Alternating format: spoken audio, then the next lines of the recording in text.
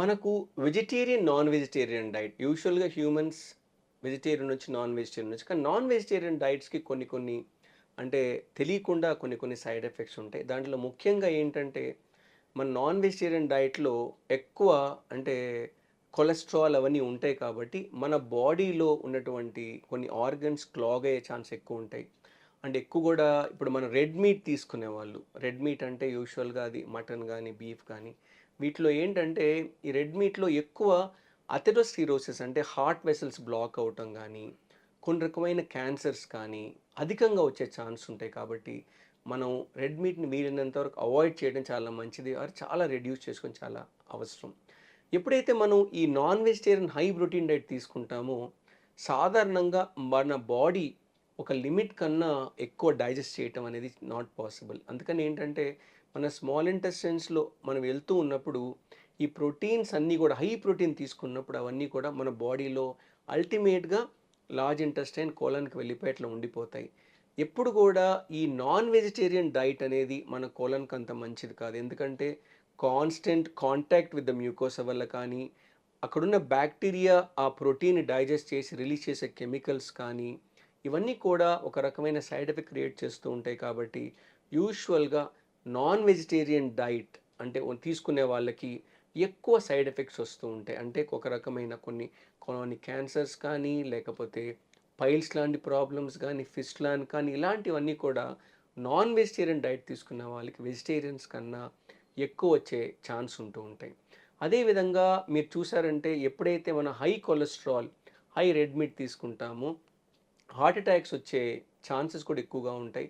అందుకని ఏంటంటే ఇది టోటల్‌గా మనం హార్ట్ కండిషన్ ఒక్కసారి మనకు ప్రాబ్లమ్ వచ్చినప్పుడు టోటల్‌గా అవాయిడ్ చేయటం అని చెప్పడం జరుగుతూ ఉంటుంది. అందుకని ఎప్పుడైతే నాన్ వెజిటేరియన్ డైట్ అంటే ఎప్పుడు మనం 3-4 టైమ్స్ కన్నా ఎక్కువగా ఎవ్రీడే తీసుకుంటాం, అధికంగా తీసుకుంటామో దానివల్ల ఏంటంటే అనేకమైన హెల్త్ ఇష్యూస్ వచ్చే ఛాన్స్ ఉంది. అంటే ఎక్కువగా బ్లోటింగ్ గానీ, అంటే నాకు సరిగ్గా అరగట్లేదని కానీ ఇలాంటివి వస్తూ ఉంటాయి. కాబట్టి మన బాడీ నాన్ వెజిటేరియన్ డైట్‌లో ఎక్కువగా red meat and high cholesterol, high fatty ఫుడ్‌ని అవాయిడ్ చేయడం చాలా చాలా మంచిది. అంటే నాన్ వెజిటేరియన్స్ కానీ వెజిటేరియన్స్ అంటే వాళ్ళు తీసుకునే డైట్‌లో ఫైబర్ ఎక్కువగా ఉంటుంది కాబట్టి, ఈ కొలానిక్ క్యాన్సర్స్ అనేది కొంచెం కొంచెం వాళ్ళ మామూలు కన్నా తక్కువ మోతాదులో వచ్చే ఛాన్స్ ఉంటూ ఉంటుంది. అందుకని ఏంటంటే మన నాన్ వెజిటేరియన్ డైట్ తీసుకునే వాళ్ళందరూ కూడా లిమిట్ చేసుకోవాలి. ముఖ్యంగా రెడ్ మీట్ అవాయిడ్ చేయాలి.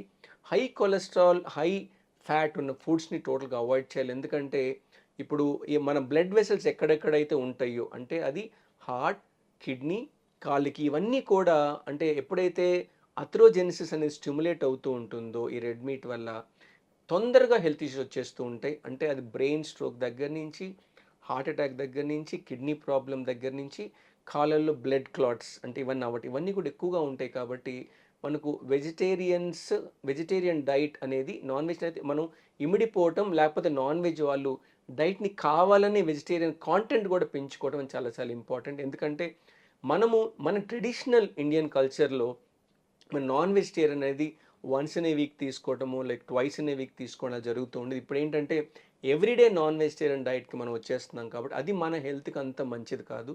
డైట్‌లో డైట్‌లో అంటే మనం హోల్ గ్రెయిన్స్‌తో పాటు ఎప్పుడైతే మనం నాన్ వెజిటేరియన్ డైట్ యాడ్ చేస్తామో, అదే టైంలో ఫైబర్ కంటెంట్ ఇంక్రీజ్ చేసుకోవటం వల్ల కొంచెం ప్రొటెక్టివ్ మనకు ఎఫెక్ట్ వస్తూ ఉంటుంది. కాబట్టి మన ప్లేట్ డైజెస్టివ్ ప్రాక్టికల్‌గా మనం తినే హోల్ మీల్‌లో మనకు ఖచ్చితంగా బ్యాలెన్స్‌గా ఉండాలంటే బ్యాలెన్స్ అంటే ఫైబర్ కంటెంట్ ఉండాలి, వాటర్ కంటెంట్ ఉండాలి, ప్రోటీన్ కంటెంట్ ఉండాలి. ఆ ప్రోటీన్ కంటెంట్ కూడా అనిమల్ నుంచి వస్తుందా, వెజిటబుల్ నుంచి వస్తుందా మనం బ్యాలెన్స్ చేసుకోవాలి. ఇలా చేసుకోకపోతే మన ప్రోటీన్ కంటెంట్ అంతా కూడా నాన్ వెజిటేరియన్ డైట్‌నే వచ్చినప్పుడు అది మనకి హెల్తీ కాదు.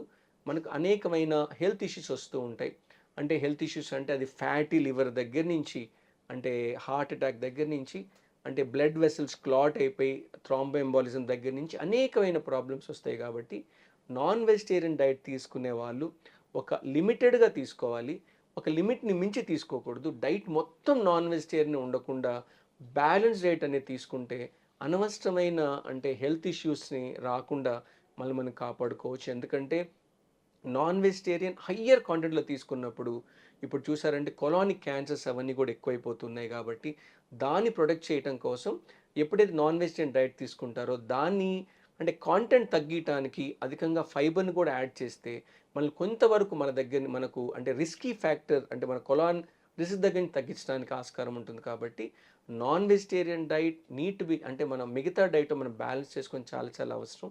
ఎందుకంటే ఈ మోడర్న్ జనరేషన్స్‌లో మనం ఎక్కువ నాన్ వెజిటేరియన్ డైట్ మీద మనం డిపెండ్ అవుతున్నాం కాబట్టి ఆ క్వాంటిటీ ఓకే మీరు తీసుకున్నారు కరెక్టే. ఆ క్వాంటిటీ తగ్గించి ఫైబర్ కంటెంట్ ఇంక్రీజ్ చేసేసి మనల్ని అంటే అనేకమైన అంటే హోల్ బాడీలో అంటే బ్రెయిన్ దగ్గర నుంచి కాళ్ళకెళ్ళే బ్లడ్ వరకు అన్నిటిని కూడా మళ్ళీ మనం ప్రొటెక్ట్ చేసుకోవాలి అని అంటే మన నాన్ వెజిటేరియన్ డైట్‌ని బ్యాలెన్స్‌గా తీసుకోవాలి. ఇంకా ఏంటంటే కొత్త కొత్త ఇప్పుడున్న ప్రాబ్లమ్స్‌లో నాన్ వెజిటేరియన్ డైట్ అంటే అనిమల్స్‌ని గానీ, ఫిష్‌ని గానీ ఒక కంట్రోల్డ్ ఎన్విరాన్మెంట్‌లో పెంచుతున్నారు కాబట్టి కొన్నిసార్లు యాంటీబయాటిక్ కూడా వాళ్ళకిస్తున్నారు కాబట్టి ఆ యాంటీబయాటిక్ తెలియకుండా మనకొచ్చేసి మనకు కూడా యాంటీబయాటిక్ రెసిస్టెన్స్ వచ్చే ఛాన్స్ ఉంటుంది కాబట్టి ఆ నాన్ వెజిటేరియన్ డైట్ కూడా న్యాచురల్ పరంగా వచ్చే డైట్ తీసుకుంటే చాలా మంచిది. ఎందుకంటే ఇప్పుడు వాడే పౌల్ట్రీలో కానీ, ఫిష్ ఫార్మ్స్‌లో కానీ, ప్రాన్ ఫార్మ్స్‌లో కానీ ఎక్కువ యాంటీబయాటిక్స్ వాడుతున్నారు కాబట్టి అదే యాంటీబయాటిక్ రెసిస్టెన్స్ మనకు కూడా వచ్చే ఛాన్స్ ఉంటుంది కాబట్టి నాన్ వెజిటేరియన్ తీసుకునే వాళ్ళల్లో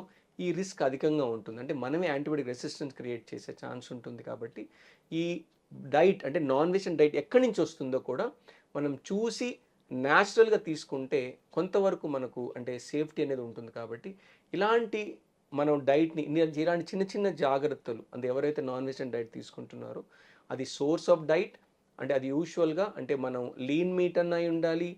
అంటే లీన్ మీట్ అంటే ఒమేగా ఫ్యాటీ యాసిడ్స్ ఉన్న డైట్ అన్న ఎక్కువగా ఉండాలి. అదేవిధంగా మనం తీసుకున్న కొలెస్ట్రాల్ హై కంటెంట్ అంటే హై ఫ్యాట్ కంటెంట్ ఉన్న నాన్ వెజ్ డైట్ మనం అవాయిడ్ చేయాలి. సో దట్ మనకొచ్చే అనేకమైన హెల్త్ ఇష్యూస్ అంటే నాన్ వెజిటేరియన్‌లు అవ్వకూడదు అనేం కాదు. కాకపోతే నాన్ వెజిటేరియన్స్ మన డైట్ తీసుకున్నప్పుడు ఇవన్నీ హెల్త్ ఇష్యూస్ మనకొచ్చే ఛాన్స్ ఉంటుంది కాబట్టి దాన్ని అబ్జర్వేషన్‌లో పెట్టుకొని మనం తీసుకున్న ఆహారంని ఎంత మనం బ్యాలెన్స్ చేసుకున్నామో చూసుకుంటే అనేకమైన హెల్త్ ఇష్యూస్ అంటే ఇప్పుడు చూసారంటే కొలానిక్ క్యాన్సర్స్, ఫిస్టులా, ఫిషర్స్ ఫిస్టులా ఇంతకు ముందుకి ఏదైతే మనం వెస్టర్న్ డిసీజ్ అన్నామో ఇప్పుడు మన డోర్ స్టెప్‌లో ఉన్నాయి. మనకు కూడా చాలా వస్తున్నాయి. ఇదంతా మనం అధిగమించాలి అంటే నాన్ వెజిటేరియన్ మనం తీసుకున్న డైట్ తగ్గించాలి. దీనికి అధికంగా ఫ్యాట్ మనం కనెక్ట్ చేయాలి. సో, మన నాన్ వెజిటేరియన్ తీసుకున్న వాళ్ళు వెజిటేరియన్స్ కన్నా ఈ జాగ్రత్తలు తీసుకుంటే మనకి హెల్త్ ఇష్యూస్ రాకుండా మనల్ని మనం కాపాడుకోవడానికి ఆస్కారం ఉంటుంది. Thank you.